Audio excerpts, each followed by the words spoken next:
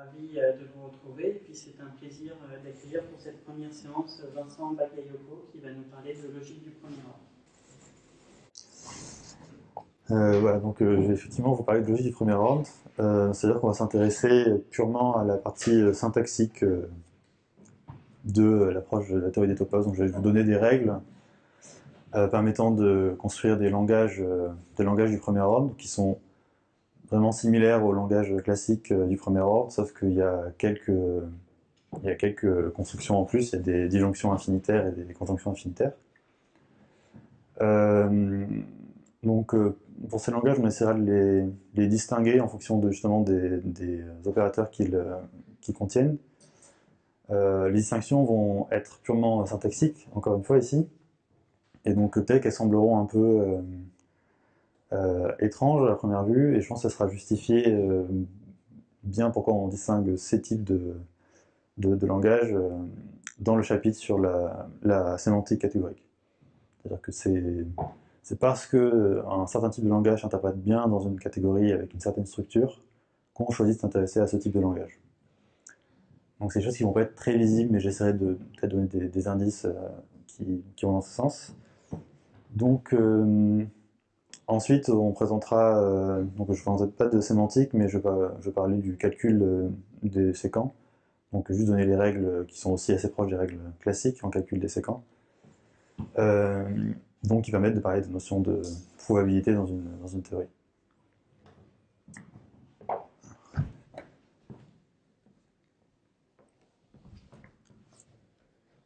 Donc comme dans la logique classique du premier ordre, on commence par définir une signature. Donc c'est l'ensemble des symboles non logiques qui vont apparaître dans le langage.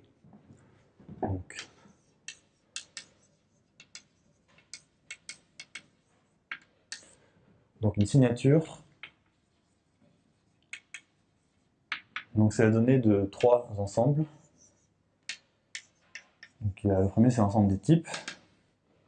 Donc ils vont spécifier quel type de variable on a, quel type de terme on a. Donc c'est un ensemble de symboles. En général, je les note en majuscules comme ça. Ensuite, on a donc comme en classique du premier ordre, on a les symboles de fonction. Donc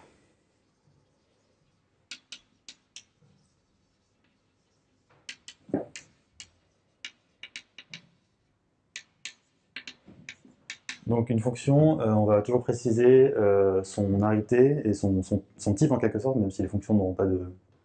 On ne va pas vraiment attribuer un type, mais on va faire comme si. Donc quand on dit qu'on a une fonction qui est de ce type, ça sous-entend qu'elle va être interprétée comme une fonction qui prend des variables de type A1 jusqu'à n et qui envoie une variable de type B. Donc ici on a A1, AN et B sont des types. Et ensuite, ah oui, donc je ne précise pas, le n ici est un entier. Donc n égale 0, on a les symboles de constante. Ensuite, on a les symboles de relation. Donc, une relation R, donc encore une fois, c'est que des symboles. Donc, une relation, on la voit incluse. Donc, Oliva Caramello note ça comme un monomorphisme parce qu'il y a un lien avec la notion de sous-objet dans les catégories. Mais là, j'ai juste noté ça comme ça. Donc, pareil, une relation à un type.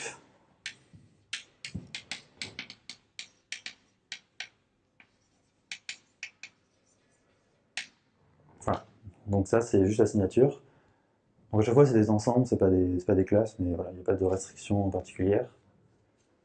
Donc la principale différence, peut-être en logique classique, c'est qu'il y a plusieurs types, et en logique classique en général, on n'a pas, voilà, c'est univalué. C'est la seule différence principale. Donc en particulier, une signature classique, c'est une signature dans notre sens. Je ne vais pas vraiment donner de nom. Donc, On peut considérer les signatures classiques du premier ordre.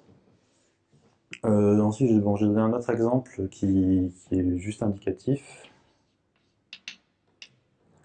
Donc si on dispose d'une petite catégorie,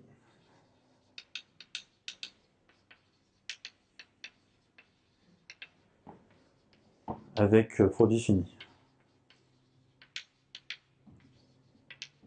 En général, on considérera souvent des catégories avec produit fini pour avoir au moins, au moins interpréter certains termes simples dans la théorie.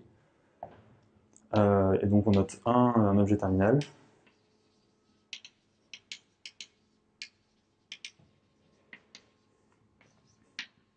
Donc on peut prendre une signature prenant en compte toute la catégorie qui a pour type les objets.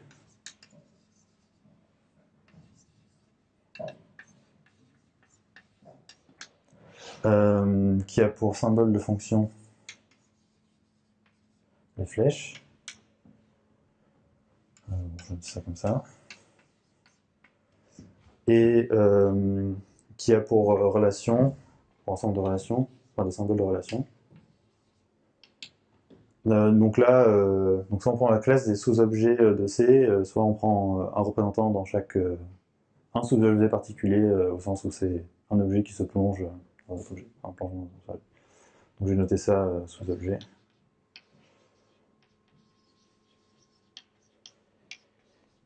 Donc dans l'idée, c'est que c'est. Bien sûr, on n'est pas obligé de prendre, on n'est pas obligé de voir toutes les structures de cette manière, mais ça c'est la structure maximale. Ça indique comment on va interpréter au moins les éléments de la signature. On va essayer de voir les types comme des objets et les fonctions comme des morphismes et les relations comme des sous-objets.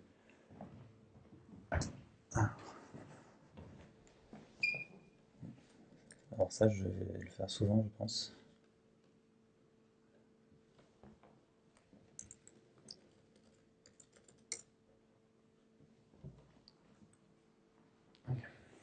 Donc une fois qu'on a la signature, on peut commencer par construire les termes, et ensuite on va construire le langage. Alors...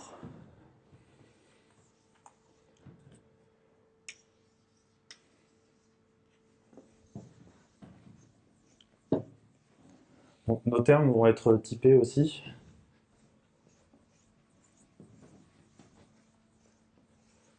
Donc je vais noter TM, l'ensemble des... Enfin non, T, sigma, ensemble des termes. Sur sigma. Donc c'est défini voilà, par induction. Donc c'est la plus petite classe, le plus petit ensemble.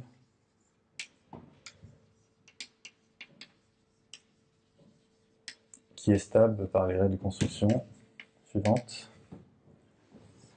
Donc, oui, j'ai oublié de dire, donc comme on a des, donc justement comme c'est la signature à plusieurs types, quand on va aussi attribuer un type aux variables. Et donc on se donne déjà donc pour chaque type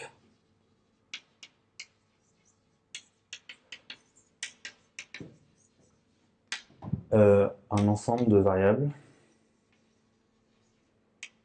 Je vais noter VA, donc de symboles de variables de type A. Donc là, c'est juste, à ce stade, c'est juste une convention, on dit juste que ces variables sont les variables de type A. On va dire aussi que les termes sont des termes de type A, mais voilà, c'est juste une convention. Donc cet ensemble des termes va contenir toutes les variables. Donc pour A, appartient à ce type. Et X appartient donc à VA. On a X qui est dans T sigma, et le type de X, ça va être A, donc je vais attribuer inductivement un type à chaque terme. Ça signifie que X est de type A. Et donc ensuite, pour F, un symbole de fonction, donc je vais noter son type.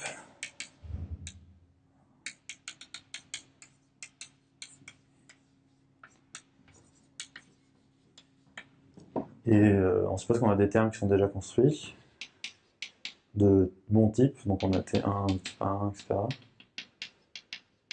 Tn de type An dans T sigma. On impose que le terme ft1, enfin le mot ft1 tn, est dans T sigma aussi. Et de type A. De type B, pardon.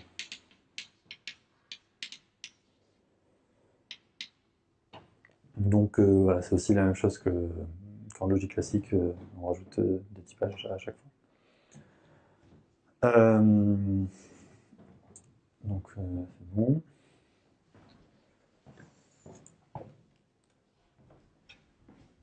Donc maintenant on définit le langage. Donc là, bon, je pense que je vais pas tout réécrire, mais c'est bien que tout soit écrit une fois pour qu'on sache vraiment quelles sont les règles qu'on utilise dans le langage. Donc, encore une fois, c'est pareil qu'en logique classique. Donc on va appeler ça langage du premier ordre. Donc maintenant, le langage du premier ordre, ça sera plus forcément le langage classique du premier ordre. Donc je note ça, je vais noter ça F. Oui, c'est l'ensemble des formules. Donc l'ensemble des formules, pareil, il va être, c'est l'ensemble le plus petit. Alors, donc les règles, justement, je ne vais pas toutes les réécrire. Voilà, donc je précise déjà qu'on a l'égalité, dans tous les langages on aura à chaque fois l'égalité. Et il y aura les axiomes classiques de l'égalité dans le calcul des séquents. Donc on a toutes les formules atomiques, c'est-à-dire une relation appliquée au terme. Donc ensuite on a les conjonctions binaires. J'ai déjà sauté, donc la formule vraie notée true, enfin, ou absurde à l'envers. Donc la conjonction binaire, la formule faux, les implications, la négation. J'ai oublié la disjonction binaire, donc il y a la disjonction binaire aussi. Donc voilà, tout ça c'est classique jusqu'à la quantification universelle. Donc ensuite on a la disjonction infinie et la conjonction infinie.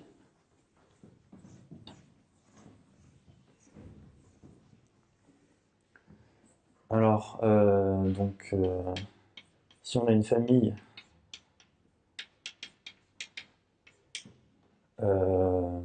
bon, c'est une famille de formules.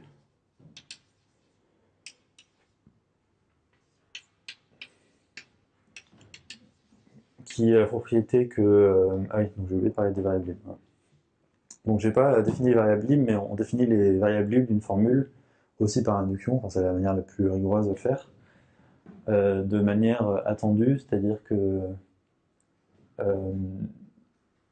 donc, je sais pas, par exemple, la conjonction binaire, les variables libres de phi et psi, c'est l'union des ensembles des variables libres de phi et de psi. C'est un peu la même chose pour tout. Pour par exemple la disjonction infinie, l'ensemble VL de ceci, ça va être aussi l'union de l'ensemble des variables libres de phi i. Et donc pareil pour la conjonction, ce sera aussi l'union. Donc la différence c'est quand la quantification, les variables libres sont toutes les variables libres de phi sauf x. Et donc la condition qu'on va avoir, c'est que on ne veut pas avoir de formule avec une infinité de variables libres. Donc quand on prend une disjonction, on restreint au cas où la famille, ou ceci, est finie. Donc à ce moment-là, on a cette formule-là. Et on a de même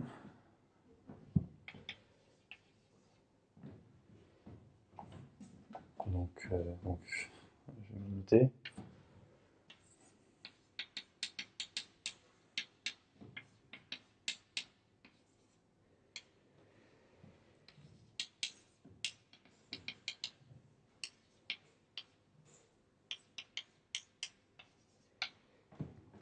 Voilà, donc pareil, la même règle pour la conjonction, on veut un ensemble de variables libres global qui soit fini.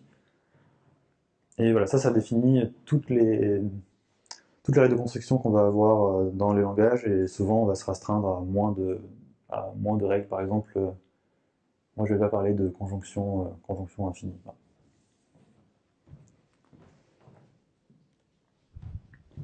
Oui, je vais préciser, si vous avez des questions, vous pouvez m'interrompre, ou s'il y a des choses qui ne sont pas claires, ou peut-être que je vais faire des erreurs. Oui, du coup je vais revenir.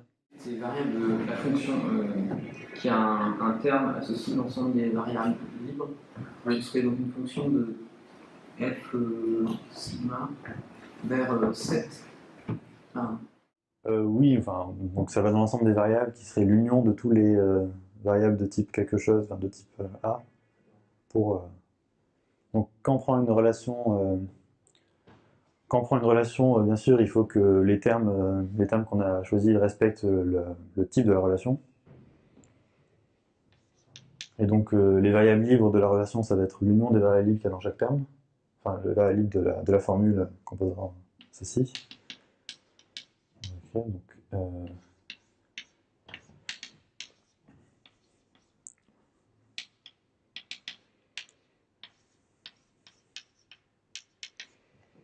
voilà, donc c'est des ensembles. Enfin, la réunion peut être disjointe si les termes sont de. Oui, non, même pas, en fait. Les termes brouillent les choses. Donc voilà, donc faut bien penser que les termes sont typés. Donc je sais pas, est-ce que je viens de préciser pour les autres types de formules comment on définit les variables libres, peut-être? Oui, c'est un raccourci. En fait, ça apparaît, ça veut dire que la formule vraie appartient. Enfin, il y a un symbole supplémentaire qui sera interprété par vrai. Voilà, c'est pas du tout un opérateur. Ok.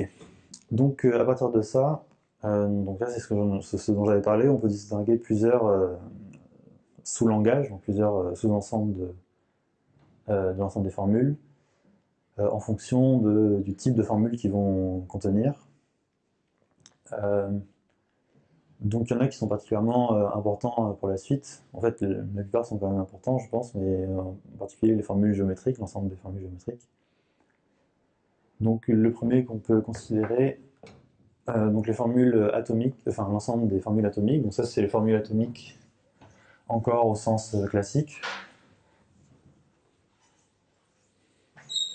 Donc on prend toutes les relations incluses. Oui. au tableau, là, dans la remarque, tu as une suite finie, on n'a pas la suite d'inclusion, mais tu en as quand même quelques-unes, puisque tu dis que dans les formules régulières, R sigma contient toutes les formules atomiques. Donc qu'est-ce qui n'est pas vrai dans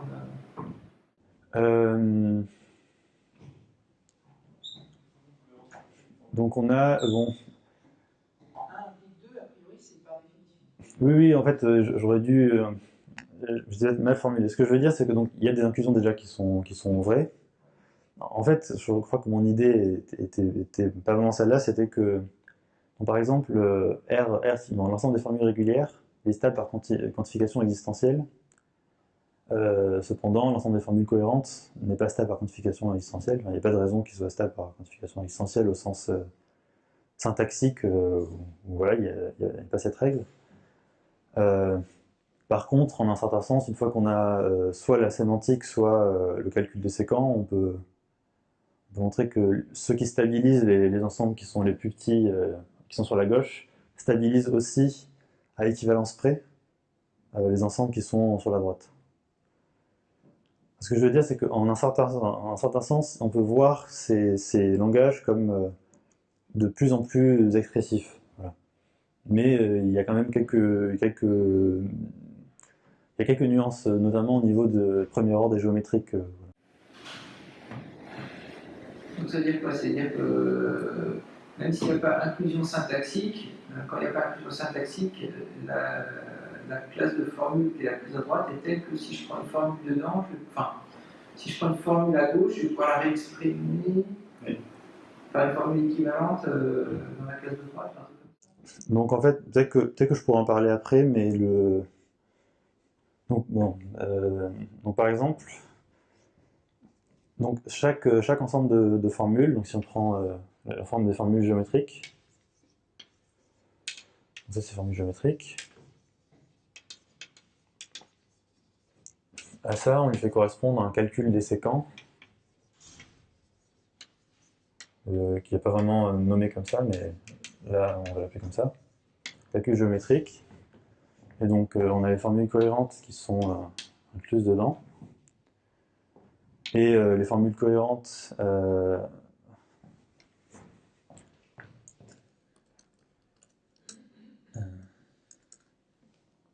okay. Donc les formules, bon, par exemple, je prends les quantifications existentielles. Donc les formules régulières sont incluses dedans. Et ceci, c'est stable.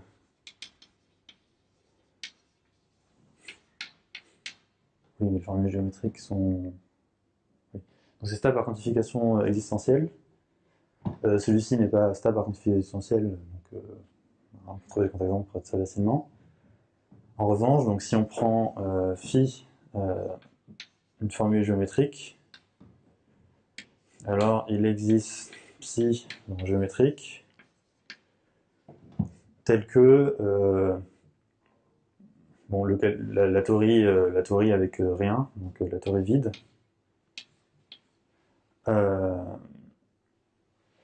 tel que, excusez-moi, si la théorie vide démontre il existe x phi est équivalent à ce que la théorie vide démontre par le calcul des séquents psi. Voilà. Et le calcul, ce calcul géométrique, Olivia Carmelo a un commentaire que je peux pas pouvoir justifier, mais qui est que on se restreint au calcul géométrique dans le langage géométrique, mais en fait on pourrait considérer plus de règles de calcul de séquents, et ça ne changerait pas les formules qu'on prouve, mais ça, donc je ne sais pas si on pourra le voir, c'est apparemment une application de la technique des ponts. Donc en quelque sorte, on peut dire quand même que celui-ci est inclus dans celui-ci. Mais... Oui, c'est ça, je vais en parler tout de suite en fait. Ouais, donc juste avant de parler de ça, je pensais que j'avais enlevé ça. Donc quand on a, donc on va avoir besoin de préciser une forme d'assignation de valeurs à des variables. Et donc de manière formelle, on peut appeler ça un contexte. Donc un contexte pour une formule générale, pour phi. Bon, c'est un uplet. On va mettre ça comme ça. Des variables telles que qui contient toutes les variables libres de phi.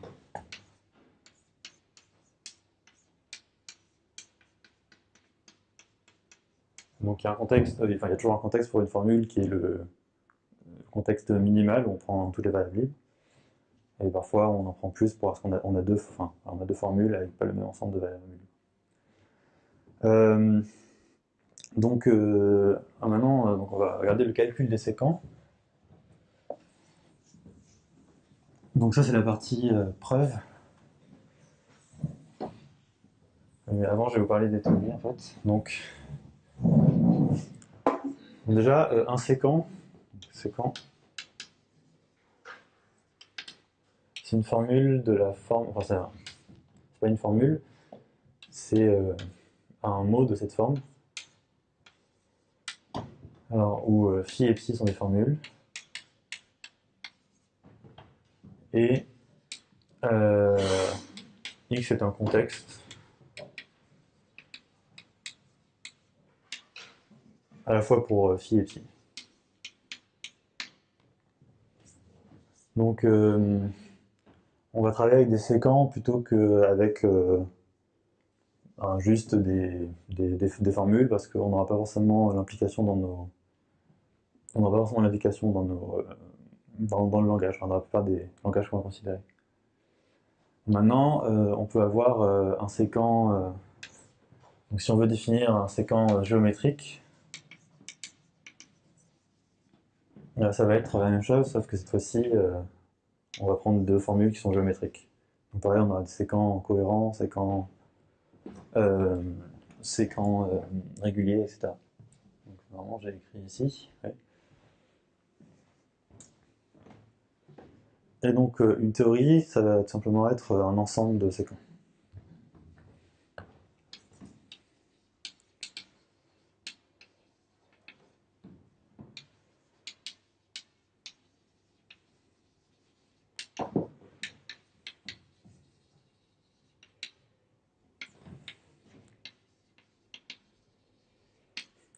Donc voilà, les séquences, ça correspond aux axiomes de la théorie, à l'axiome non logique. Donc comme on peut distinguer les séquents en fonction du langage, enfin, d'un langage auquel appartiennent les deux formules qui les construisent, on peut distinguer les théories en fonction du fait qu'elles ne contiennent que des séquents d'un certain type. Donc une théorie géométrique, ça va être la même chose avec géométrique, par exemple.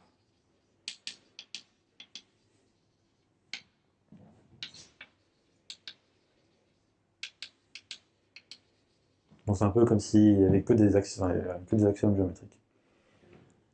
Ouais. Pourquoi faut spécifier un contexte dans un séquent? A priori, tu as toutes les variables libres de phi, de psi. Oui. Et un séquent, c'est juste un surensemble de l'ensemble des variables libres. Et je vois pas ce que les variables qui n'apparaissent pas dans phi et psi pourraient être. Oui, effectivement, on peut récupérer l'ensemble des variables à partir. On pourrait dire qu'un séquent, c'est la donnée de deux. Enfin, c'est un couple phi-psi. Mais quand on fait le calcul des séquents, on veut pouvoir écrire les calculs des séquents de manière lisible. Je pense que c'est juste pour ça. C'est un artefact. On peut classifier par les variables libres. On a une information. Donc, a priori, là tu dis on peut la jeter, mais en fait, oui, on peut la garder. Oui. Ça dépend du contexte. Non, mais c'est une interprétation, mais différente, non, je pense. Et c'est redondant. Non, mais justement, parce que phi, c'est une formule qui va l'avoir comme un sous-objet en gros, du produit des types d'interprétables, des choses comme ça. Donc si tu as plus de variables, tu peux toujours l'étendre dans un sous-objet d'un plus gros produit. Enfin, tu peux le faire de façon canonique, mais c'est quand même pas le même objet. Ça. Oui, disons. Dans l'interprétation, ça va avoir un rôle. Enfin, c'est de l'affaiblissement, et tu veux pouvoir affaiblir et tu as besoin de le voir explicitement parce que ça change tes. Donc là, avec moi, ce que j'ai présenté, on va pas trop voir ça, ça va pas trop apparaître. Donc bon, on peut passer quand même un peu de temps à... Donc j'ai déjà deux autres types de théories à présenter. On va donner des exemples de théories algébriques, enfin non, je ne peux pas parler d'algébrique, donc théories atomiques, cohérentes, etc. Donc on va commencer par ça.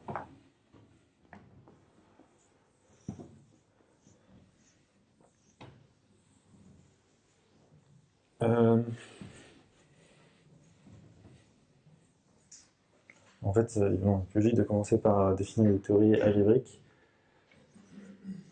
Donc il n'y a pas de séquent algébrique, mais on peut quand même définir une théorie algébrique.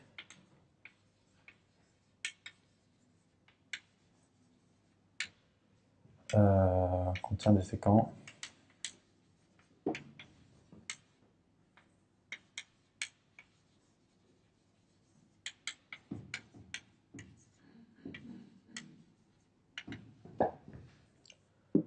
Donc ça va contenir des séquents de la forme ça implique donc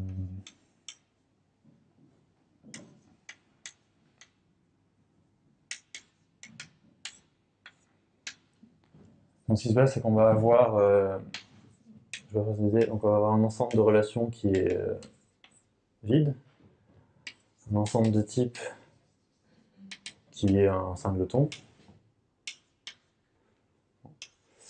Et donc les fonctions, les représentations sur les fonctions, et donc ça va considérer que les formules égalitaires avec des termes. Donc voilà, ça s'appelle algébrique parce que la plupart des structures algébriques,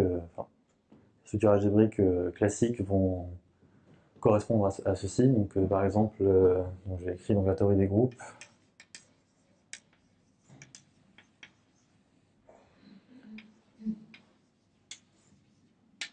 Théorie des groupes, donc groupe abélien.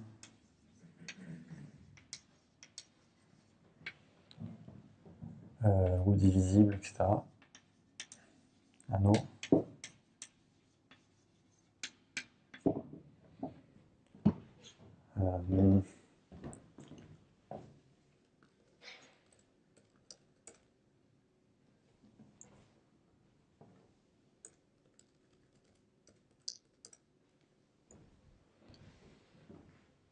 Donc ensuite, si on veut donner l'exemple de théorie algébrique.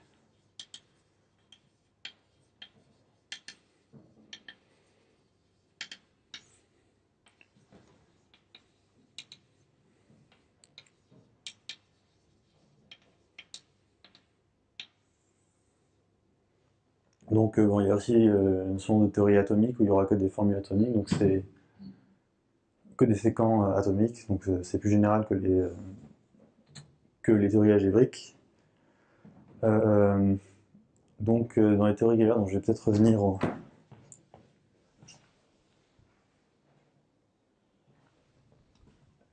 Donc les théories régulières du coup vont contenir des séquents qui vont pouvoir avoir des conjonctions et des quantifications existentielles, ainsi que le vrai.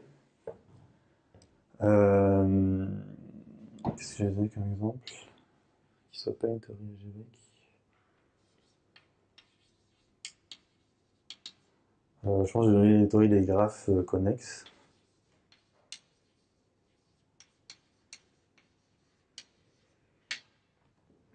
Donc là, bon, je donne beaucoup de théories univaluées, donc c'est pas une description très générale de ce qu'on va, enfin, de ce dont on va avoir besoin avec les catégories, mais bon, ça viendra vraiment avec les catégories.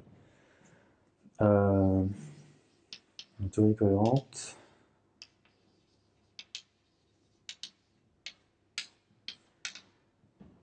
Donc pour ceci, donc oui, là on peut dire, donc par exemple, on peut donner la théorie des, oui, j'ai une théorie des corps. On fait encore des théories univaluées, des anneaux locaux.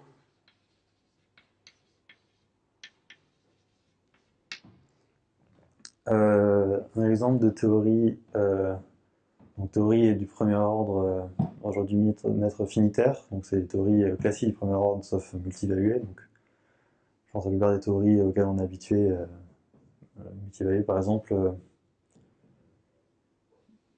Bon, on peut dire que la théorie des corps valués est de cette sorte, mais on peut aussi la représenter comme théorie univaluée. Donc ce qui est important, c'est théorie géométrique.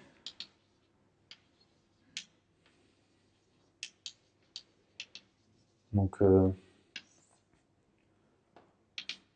les théories géométriques pour nous sont particulières parce que c'est celles qui sont liées au...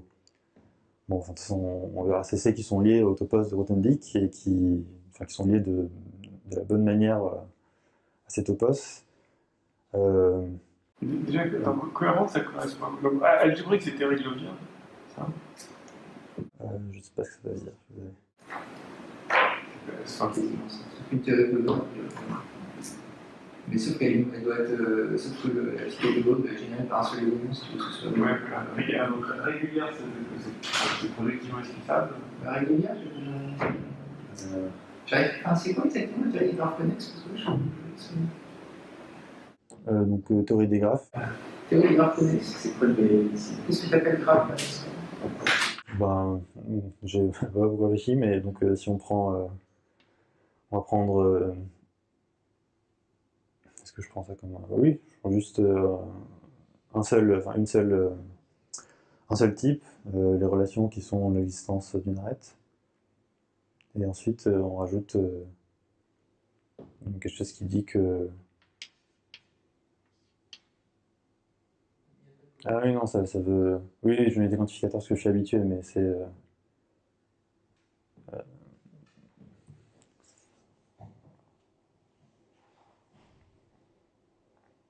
Oui, en fait, comme ça, non,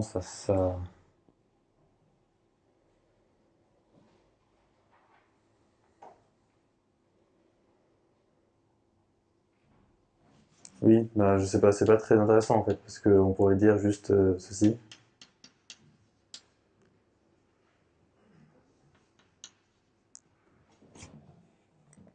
Donc c'est pas un exemple.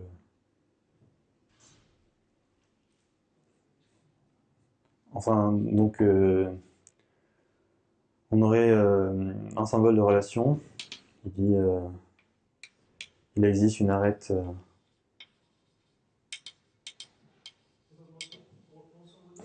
entre A et B.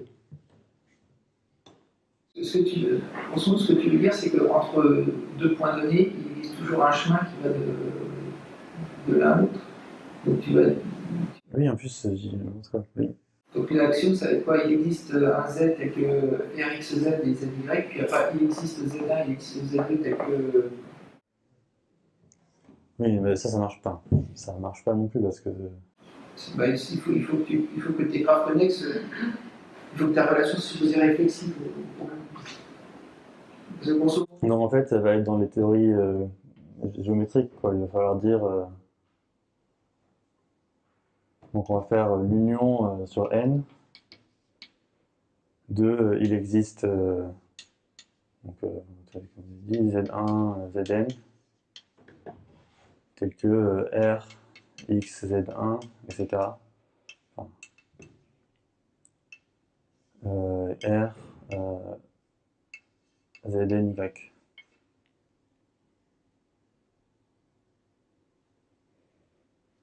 Bon, oui, du coup, ce serait plutôt une théorie géométrique.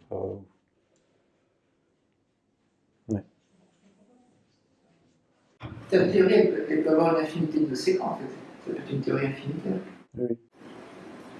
Donc, je ne comprends pas pourquoi là, ta théorie, les séquences, c'est pas juste. Ah oui, c'est vrai. Enfin, il existe Y, enfin, oui. Non, non, oui. C'est parce que si on met.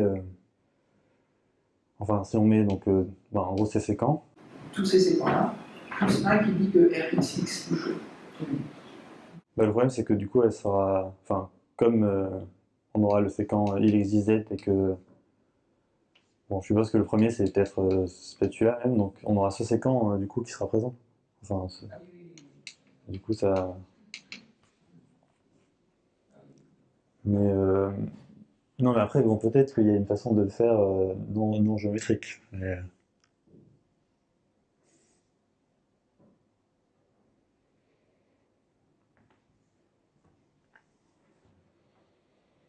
donc, bon, pour l'instant, en tout cas, il vaut mieux la mettre ici.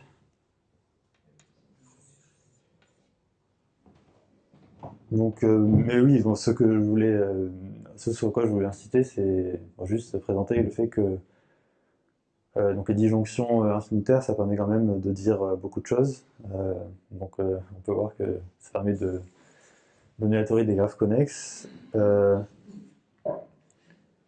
Donc, les exemples qui étaient donnés sont dans les groupes de torsion.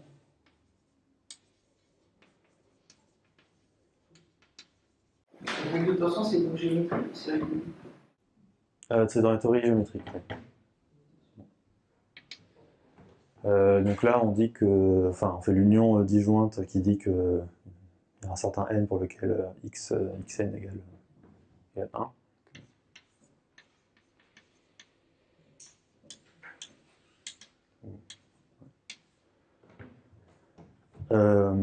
Donc pareil, on a les corps de caractéristiques positives. Donc qui n'est peut-être pas une théorie très intéressante d'un point de vue modèle théorique, parce qu'on va pas avoir, enfin, on n'a pas forcément envie d'avoir plusieurs, des corps de caractéristiques différentes et non nuls dans la théorie, mais on peut aussi avoir les corps algébriquement clos.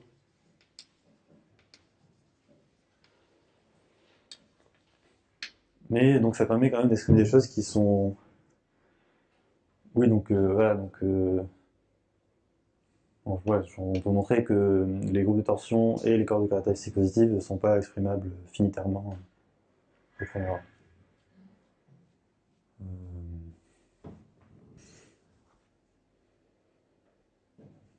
Oui, on peut prendre des ultrafiltres par exemple et avoir des contradictions. Donc un autre exemple, par exemple, on peut aussi dire, donc cette forme, non, on peut parler de corps ordonné archimédien.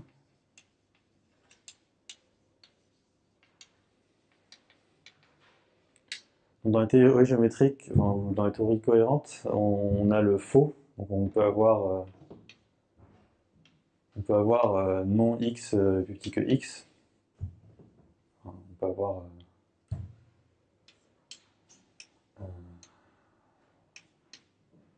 ça. Et donc ensuite, si on veut dire que le corps est archimédien, voilà, j'ai utilisé symbole de valeur absolue peut-être, mais ou même pas, je vais juste dire x est plus petit qu'un certain n. Et donc, voilà, donc ça veut dire que ça restreint beaucoup comparé à la logique, en logique finitaire où par exemple on peut avoir d'axiomatisation des corps archimédiens. Donc on peut sûrement aussi... non, j'allais dire quelque chose de faux. Ok.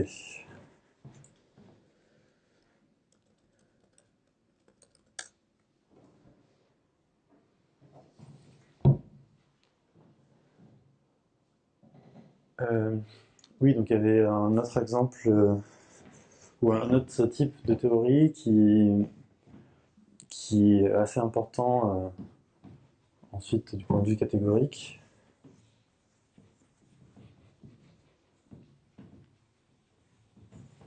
Donc ça va être les théories cartésiennes. Donc c'est un peu plus compliqué à définir. Donc c'est la définition qui est écrite ici. Donc une théorie T est cartésienne.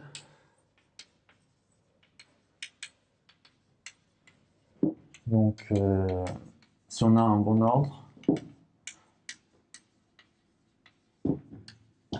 un bon ordre strict, je vais prendre R sur T, tel que, bon, je vais noter donc pour tout d'alpha ordinal suffisamment petit,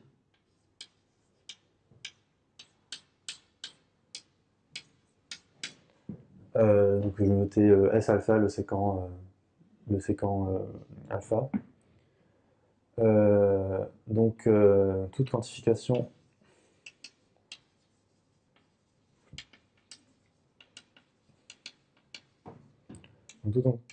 existentielle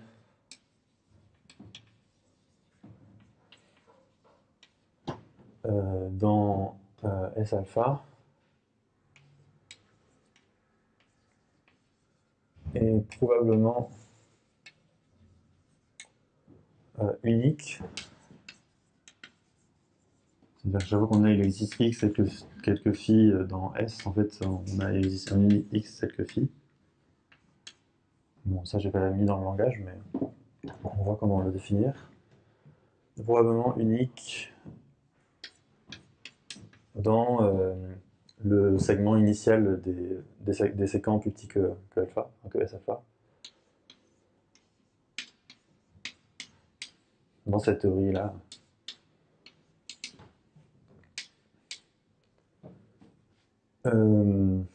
Donc, pardon, j'ai oublié de dire que c'est une théorie régulière.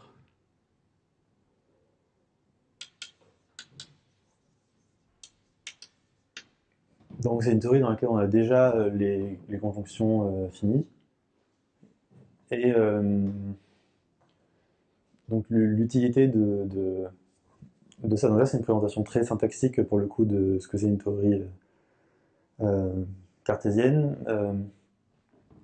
Mais donc l'idée c'est que si on a une théorie régulière, on veut pouvoir interpréter les produits binaires en produits binaires dans une catégorie. On a l'objet terminal pour le produit vide, enfin pour la T.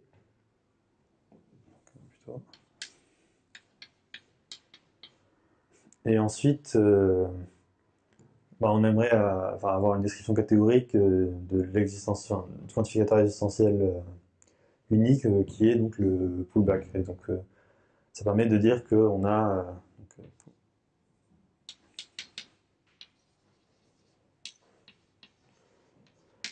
ça permet de faire un lien directement entre des propriétés catégoriques d'une catégorie dans laquelle on va pouvoir interpréter le langage et donner une sémantique, etc. Et pourquoi? Oui, c'est pratique parce que c'est des catégories qui ont une limite finie. Enfin, en fait, non, il suffit d'avoir ça. Et donc, un exemple de telle théorie qu'on peut. Donc, là, j'ai parlé de probablement, ça sous-entend un calcul des séquents, donc j'anticipe un peu, mais si on prend la théorie des catégories, enfin des petites catégories, donc c'est donc, je dis ça T small. Donc dans le langage, on a deux types qui sont soit objet, soit morphisme, comme ça.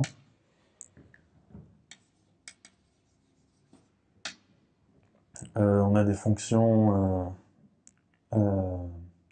source et but, donc qui sont de ce type. On a une fonction constante qui est de type. Enfin, oui, une fonction constante en fait. Qui est de type M, pardon. Et on a une opération, une opération d'arrêté 2 qui prend deux flèches composables et qui renvoie la composée. Mais sauf que comme la composée de fonctions n'est pas définie partout, ce qu'on fait c'est qu'on prend plutôt une relation qui dit que quand les fonctions sont composables, on a une troisième, la composée qui est reliée à cette fonction. Donc C qui prend FGH avec FG composable, enfin, qui est vrai, parce que F et G sont composables, et H égale G rond F. Bon, à ce moment-là, ce qu'on veut dire, c'est que, en plus dans la théorie, c'est que la composée est unique. Donc ça, on peut le lire avec... Pourquoi t'as un M? c'est pour donner le type de... C'est plutôt un truc qui va de haut en M. Ah, alors, est-ce que je mets plusieurs... Ça s'associe à chaque objet. Oui, oui. Bon, je pense que ça vient même de mettre plusieurs symboles de constante ou... Ouais, est-ce que tu mets plusieurs Ouais, symboles de constante? oui, effectivement, merci. Et donc cette théorie, elle est donc si on ordonne, donc si on ordonne, si on rajoute des axiomes, donc qui disent que si on a ça,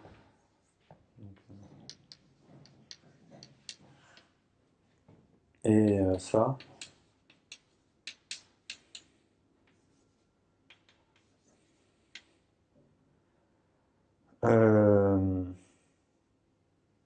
oui non, en fait c'est ça plutôt. Si on rajoute ces axiomes, donc il dit juste que la composée de deux fonctions va être, enfin de deux mêmes fonctions uniquement définies. Alors on a la cartésianité de la théorie qui dit justement que les deux fonctions vont être égales en fonction des... On peut ordonner la théorie en mettant en premier tous ces axiomes, et ensuite des axiomes qui expliquent ça d'un point de vue fonctionnel. Donc ça c'est un exemple de théorie cartésienne. Ça, tu peux le faire pour n'importe quel symbole de fonction, tu peux reconnaître que c'est en général une relation. Oui. Et pourquoi mettre des symboles de fonction de signature ou à l'inverse, pourquoi pas mettre des symboles de fonction partielle? Je sais pas, enfin ça c'est une question générale en fait, dans tous les langages un peu formels, on peut toujours, enfin, dans les langages du premier ordre, on peut toujours faire ça, non? Mais pourquoi ce choix-là? Ou restreindre peut-être. C'est juste historique. Si on veut exclure la relation. Ouais. Non, mais encore une fois, on veut. Enfin, c'est peut-être juste une façon de penser, mais on veut quand même, quand on construit les règles de définition des termes et des formules, on veut quand même distinguer un terme et ce qui serait absent si on veut, bon, là c'est un contre-exemple, mais si on veut avoir plutôt que, on veut avoir le terme x ou x, on peut manipuler comme un objet, plutôt qu'avoir à chaque fois enfin, x ou y, plutôt qu'avoir à chaque fois, en fait, je pense que ça introduit les quantificateurs, non? On va devoir dire quelque chose de forme. Quand tu fais des catégories, tu as envie de pouvoir parler de G rond F plutôt que d'avoir ce symbole ici. Oui, c'est vrai. Ah, donc, pourquoi on choisirait pas plutôt les fonctions partielles en fait? Non, mais j'en sais rien. Déjà, cet argument, c'est à soit tu es extrême et tu fais que des relations, soit tu peux toujours. Enfin, bon, c'est une question un peu générale, enfin un peu vague. Mais tu pourrais aussi avoir des symboles de fonctions partielles et te donner une définition. Mais après, quand tu l'interpréter, tu vas pouvoir interpréter dans l'ensemble, c'est ça? Ouais. Est-ce qu'on pourrait packager toutes ces définitions dans une catégorie? C'est un peu incestueux, mais... C'est-à-dire? Ben, tout ça, là, je vois des pullbacks, je vois des fibres, par exemple les séquences et des objets dans une fibre au-dessus d'un contexte, etc. Donc ça me fait penser à la description d'un objet, enfin d'une catégorie dans vers 4 par exemple, vers liste. Une catégorie, non? Vers 4, la catégorie des catégories. Oui, donc enfin, effectivement, c'est le principe, c'est que chaque théorie géométrique, par exemple, peut s'interpréter dans une catégorie géométrique. Vous voudrez qu'on fasse tous les... Théorie du langage des langages infinitaires de formes. Voilà, c'est ça. C'est ce qu'on entend tout. C'est quoi la question? Est-ce qu'il y a un langage, des langages infinitaires des formes? Donc un langage dont les objets seraient ces trucs-là. Les objets que... C'est pour ça que c'est incestueux. C'est standard en logique. Ouais. Ouais, je vois pas, enfin, je vois pas, mais... C'est une vraie question. C'est que oui,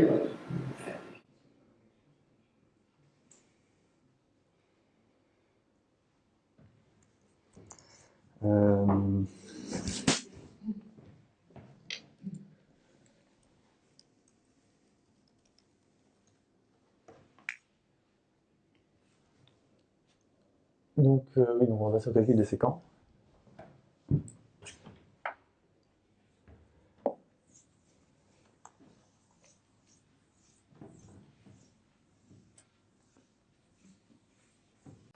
une petite intuition. Tu as dit que la théorie des petites catégories était cartésienne, mais pourquoi est-ce que tu permet l'histoire d'Arduino et de ces bandes issues? Où est-ce que quoi? Dans la définition, tu as donné une théorie cartésienne lorsqu'il existe un bon ordre sur la théorie. Très peu.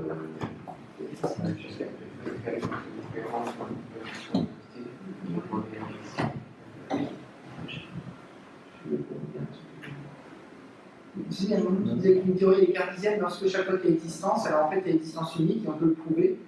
Et on peut le prouver dans un segment initial de la théorie. Et je vois pas du tout où est-ce que ça apparaît là-bas. C'est parce que j'ai pas donné un bon ordre qui satisfierait ceci en fait. Mais donc, en fait, on peut. Je pense que genre, c'est ça, un domaine de définition. Enfin, essentiellement, intuitivement, ces trucs-là, ça permet de définir une parfaite. La première, c'est la projection. Et le domaine de définition ne voit pas. Le domaine de définition, il est exprimé par une formule qui doit faire intervenir des. J'imagine que c'est quelque chose comme ça, non? C'est que le domaine de définition doit faire intervenir des opérations. En général, le domaine de définition, tu peux le définir comme l'égalité de termes, comme une conjonction des général. Je ne veux pas que ça fasse intervenir des trucs qui sont partiellement définis eux-mêmes. Enfin, s'ils sont partiellement définis, il faut qu'il y ait un domaine de définition. Descendre à un moment, ça s'arrête. En fait, c'est vraiment. C'est le genre de truc, enfin. À chaque fois, c'est vraiment des questions de pouvoir donner une interprétation qui fonctionne et qui. Enfin, peut-être qu'on peut interpréter plus de choses que ce qu'on va donner, mais on veut avoir suffisamment de matériel pour pouvoir interpréter. Donc là, effectivement, quand on a déjà interprété ce qui est avant, on veut pouvoir interpréter ensuite le quantificateur existentiel comme un quantificateur existentiel unique avec un produit fibré à chaque fois.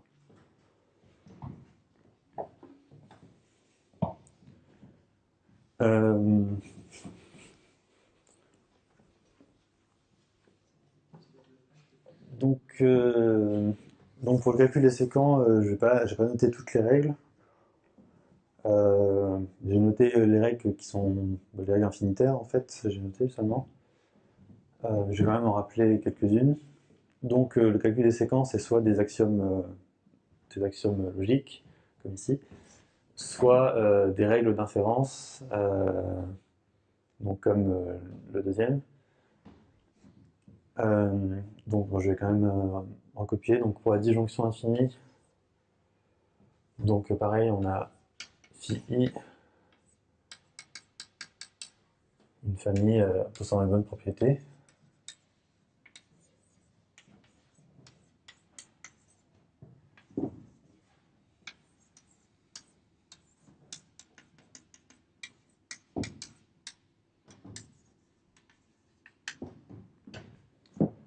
Dans ce moment-là, pour J dans I, on a donc chaque formule implique le contexte ici, c'est-à-dire que ça inclut dans x1, xn.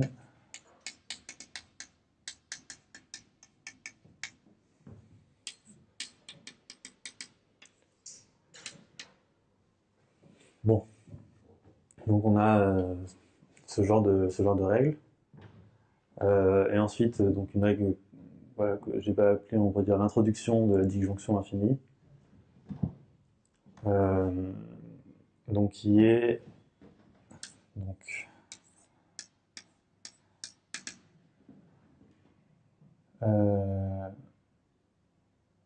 qui est si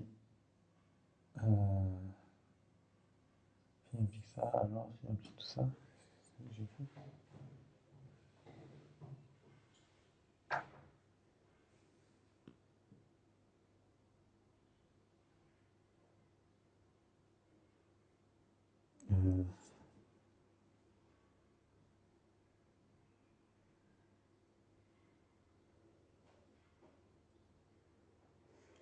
Oui, c'est ça. Hein. Ouais. Donc si on a un certain phi j qui donne psi, on peut déduire qu'on a l'union des phi j qui donne psi.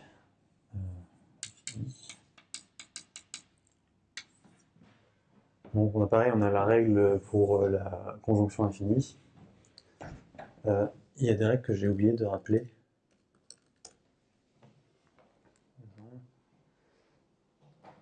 Donc la conjonction infinie, du coup c'est le même principe que la conjonction finie, mais donc infinie. Donc on a une distributivité infinie de la conjonction sur sa disjonction infinie, qui est donc écrite ici. Je vais aussi donner peut-être la règle les règles d'introduction et d'élimination du quantificateur existentiel.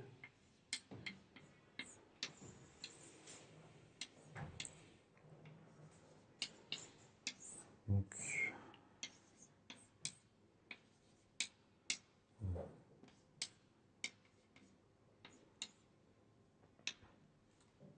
voilà, donc là c'est une règle dans les deux sens, donc avec une double barre.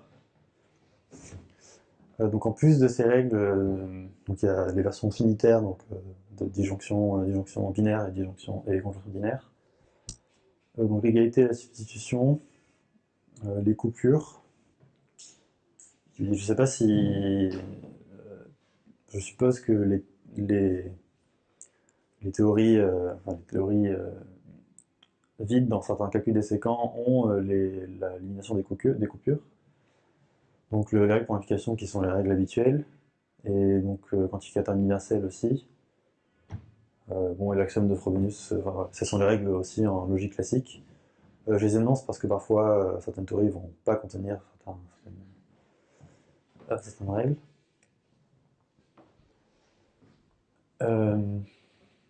Voilà, et donc maintenant au type de théorie, on associe un type de calcul des séquents qui est une partie du calcul des séquents global avec toutes les règles,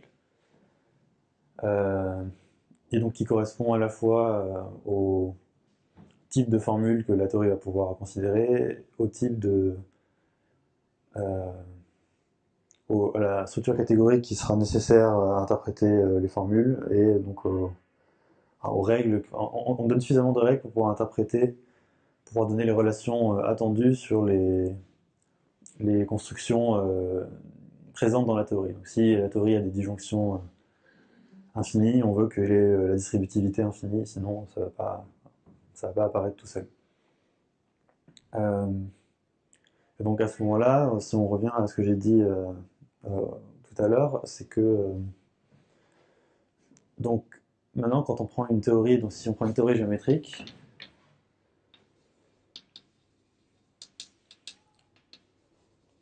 et si on prend S, un séquent géométrique,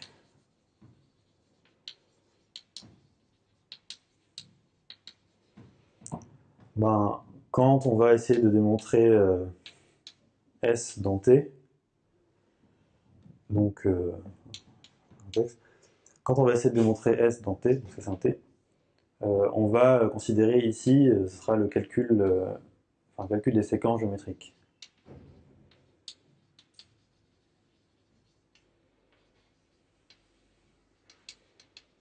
Donc quand tout à l'heure je disais qu'il y avait une inclusion des théories, c'est que donc la théorie géométrique va être stable aussi par les choses par lesquelles sont stables les théories régulières. Et, enfin, le langage va être stable par ça, et une théorie... la théorie va être stable au sens où toute formule... donc toute formule, par exemple, il existe X, peut-être que union des phi I va pouvoir... Bon, celle-là, on pourra montrer qu'elle est équivalente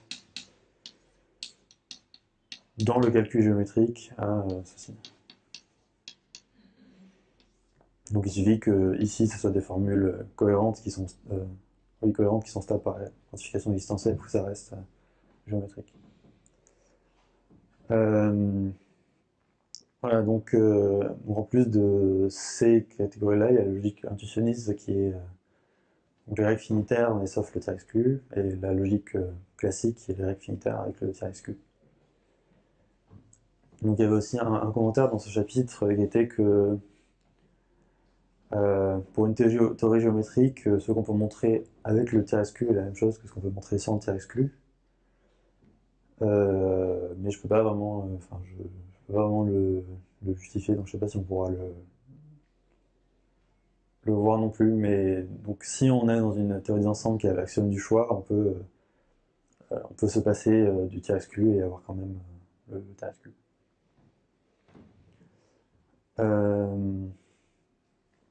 Voilà, donc je conclue en disant j'espère que cet exposé n'est pas trop incomplet, mais du coup je pense que ça aura plus de sens, au moins les classifications qui sont faites quand on va à la sémantique catégorique, où là on donne des règles simples sur une catégorie avec limite finie, alors on va pouvoir interpréter le langage, on va pouvoir considérer des théories cartésiennes dessus. Donc, j'espère que ça rendra les choses plus claires.